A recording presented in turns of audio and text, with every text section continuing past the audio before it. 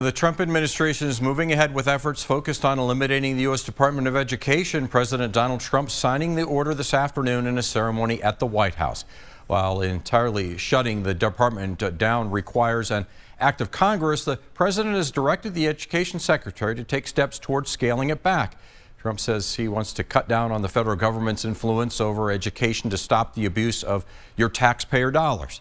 That leaves millions of teachers, families, and students concerned about the potential loss of critical services for classrooms. The Trump administration says today's move to shut down the Department of Education is another example of fulfilling a campaign promise. But opponents worry about what it will mean for students in schools who count on the agency for certain programs. The executive order is the most notable move from the administration to get rid of the Department of Education. The order directing Education Secretary Linda McCone to take all necessary steps to facilitate the closure of the agency. But before today, the department had already cut about half of its staff as part of larger administration efforts to slim down the federal workforce. President has long been a critic of the agency, saying education should go back to the states, and points to it as a reason U.S. students are falling behind.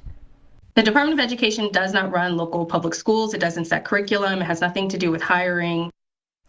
The department does provide some funding for public schools and funds for student financial aid. It also helps protect students' civil rights. The White House says those functions won't go away, but opponents question that idea. Now, the U.S. Department of Education, as we know it, was established under President Jimmy Carter, but it's always had its critics. Since it was founded in 1979, it faced calls for reform by the political right.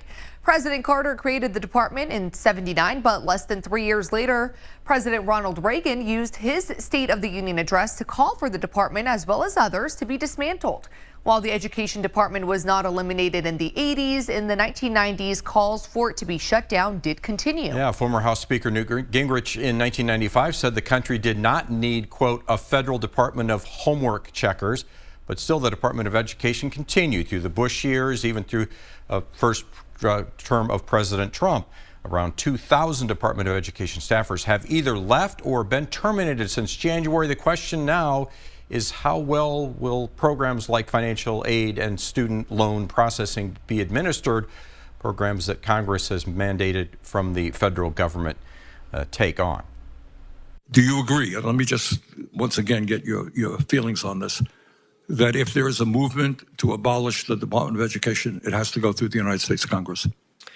Yes, it is set up by the United States Congress, and we work with Congress.